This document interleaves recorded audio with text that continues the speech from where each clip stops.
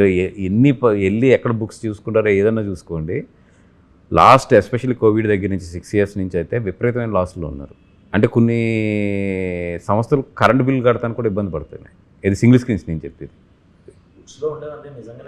Books అని కాదు, ఇప్పుడు లేకపోతే పాపం వాళ్ళు ఎందుకు అంత గోల్కి పెడతారు పర్సంటేజ్కి రండి అది ఇది అని చెప్పి.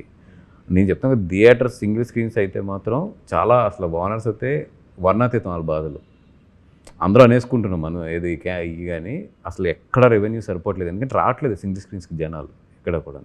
మల్టీప్లెక్సెస్ ఇస్ డిఫరెంట్, నేను మాట్లాడట్లేదు, కానీ సింగిల్ స్క్రీన్స్ అయితే మాత్రం చాలా ఇబ్బంది పడుతున్నారు.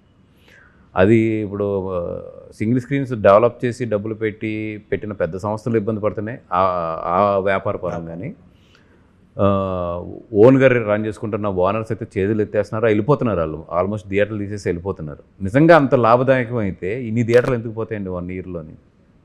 నేను అనేది ఓనరు ఇబ్బందుల్లోనే ఉన్నాడు, నేను అనేది లీజ్దారుడే బెనిఫిట్ అనేది పాయింట్. ఇక్కడ లీజ్ లెస్సీ ఉంటే ఇక్కడ 2 రకాలు ఉన్నాయి మీరు మాట్లాడేది. థియేటర్ డెవలప్ చేసుకుని లీజుకి తీసుకుని 20 yearsకి థియేటర్ డెవలప్ చేసుకున్న లెస్సీస్ ఎవరైతే ఉన్నారో వాళ్ళు కూడా సింగిల్ స్క్రీన్స్లో లాస్లోనే ఉన్నారు. ఇప్పుడు they are not in the profits. Sure పక్క. అసలు ఎవరు బుక్స్ చూడట్లేదు చెప్పచ్చు స్ట్రైట్గా. వీక్లీ లీజెస్ తీసుకుంటారు, అంటే ఓనర్ రన్ చేసుకుంటాడు, వీక్లీ లీజెస్ తీసుకుంటారు. ఎంత ఉంటుందండి? మా అయితే 15,000 20,000 ఉండొచ్చు. వాళ్ళ దగ్గర క్యాంటీన్స్ ఉండవు, వాళ్ళ దగ్గర క్యాంటీన్స్ ఉండవు.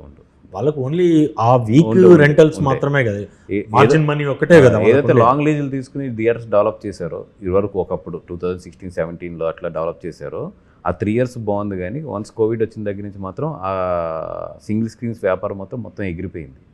ఈరోజు సింగిల్ స్క్రీన్స్ చూసుకుంటే నాకు మచిలీపట్నం లాంటి సెంటర్ చూసుకుంటే ఈ ఇయర్లో 15% కూడా ఆక్యుపెన్సీ రావట్లా సింగిల్ స్క్రీన్స్.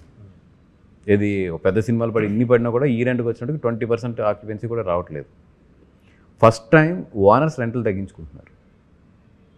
ఎందుకంటే దే ఆల్సో నో ఇది వర్కౌట్ అవ్వట్లేదు అని చెప్పి. పెరగాలి కదా రెంట్లు, తగ్గించుకుంటున్నారు. ఎందుకంటే వాళ్ళు ప్రెస్టేజ్ కదా రన్ చేద్దామని చెప్పి తగ్గించుకుంటున్నారు. కొంతమంది ఓనర్స్ వస్తే సార్ మీరు లీజ్ అయిపోయినట్టు మేము ఇంకా తీసేస్తున్నాము, మీరు లేదు మీకు ఏంటంటే కొంత ఓనర్స్ మేమే చెప్పేస్తున్నాం వద్దురా బాబు నా డబ్బు నాకు 2 years లీజ్ ఉన్నా కూడా తీసుకుని వెళ్ళిపోయి నువ్వు ఏదో చేసుకో అని చెప్పి.